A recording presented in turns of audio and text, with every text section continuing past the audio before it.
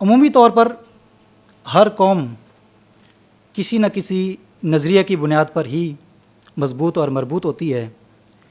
آپ امریکنز کو دیکھ لیں, وہ امریکن نیشنلزم پر اکٹھے ہوئے. یورپین یونین کو دیکھ لیں, وہ یورپین نیشنلزم پر اکٹھے ہوئے. عرب لیگ کو دیکھ لیں, وہ عرب نیشنلزم پر اکٹھے ہوئے.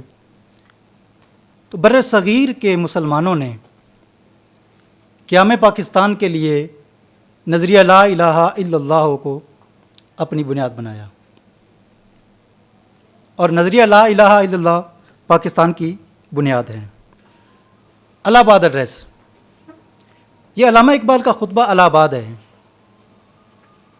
علامہ اقبال جو مفکر پاکستان کہلائے جاتے ہیں, وہ 1905 سے لے کر 1908 تک تعلیم کے سلسلے میں یورپ گئے, تو انہوں نے یورپ کے معاشرے کا بڑی باریک بینی سے جائزہ لیا.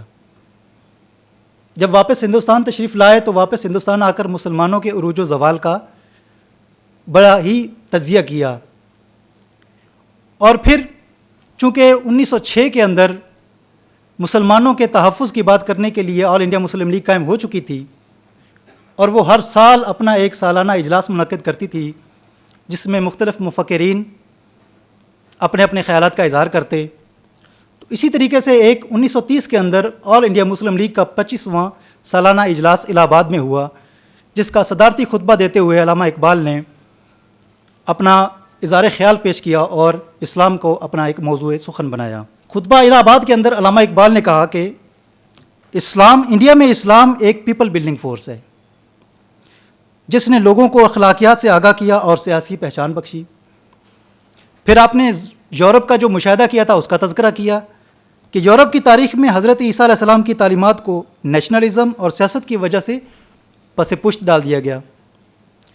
پھر اسلام کی وضاحت کی کہ اسلام میں خدا اور کائنات, روح اور مادہ, مسجد اور ریاست ایک دوسرے سے وابستہ اور پیوستہ ہیں, ایک دوسرے سے الگ نہیں ہیں.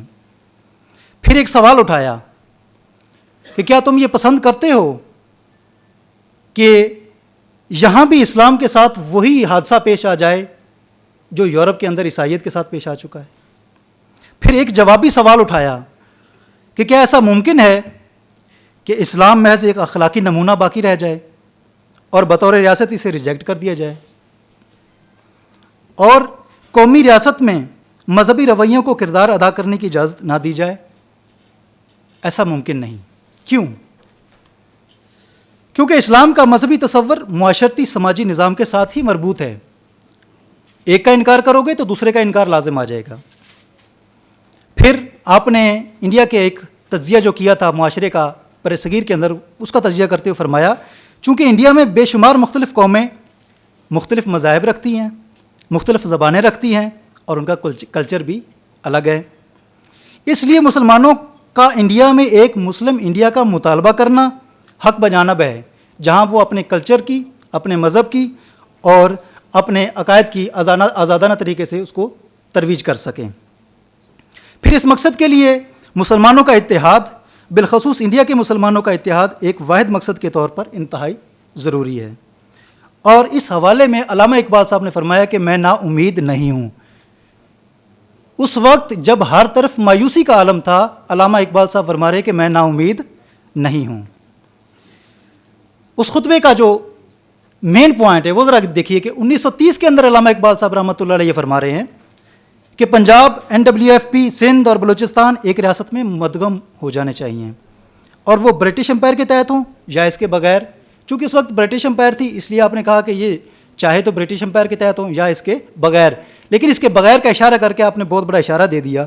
اور آگے آپ نے فرمایا کہ مجھے دکھائی دے رہا ہے کہ شمال مغربی مسلم ریاست کے اندر, شمال مغربی مسلم ریاست مسلمانوں کی بالآخر منزل ہوگی, اور یہ اسلام کے مفاد میں بھی ہے اور یہ انڈیا کے مفاد میں بھی ہے, کیونکہ انٹرنل بیلنس آف پاور ہونے کی وجہ سے انڈیا بھی امن اور سکون کے ساتھ رہ سکتا ہے. اب یہ تو خطبہ الہ آباد کا اوور ویو تھا. اب اس خطبہ الہ آباد کی سگنیفیکنس کیا ہے, اہمیت کیا ہے, اس کی کیا خاصیت ہے تاریخ کے اندر؟ علامہ اقبال رحمۃ اللہ علیہ نے مسلمانوں کو بر وقت آگاہ کیا کہ کہ جو سانحہ یورپ میں عیسائیت سے پیش آیا وہ برصغیر میں اسلام کے ساتھ بھی پیش آ سکتا ہے۔ پھر اس خطبہ نے مسلمانوں کے ذہنوں سے ہر طرح کے شکوک و شبہات کو ختم کر دیا کہ مسلمان پہلے ڈاؤٹ فل تھے کہ آیا ہمیں ہندوؤں کے ساتھ ملنا چاہیے یا ہمیں برطانیہ کے ساتھ تعاون کرنا چاہیے۔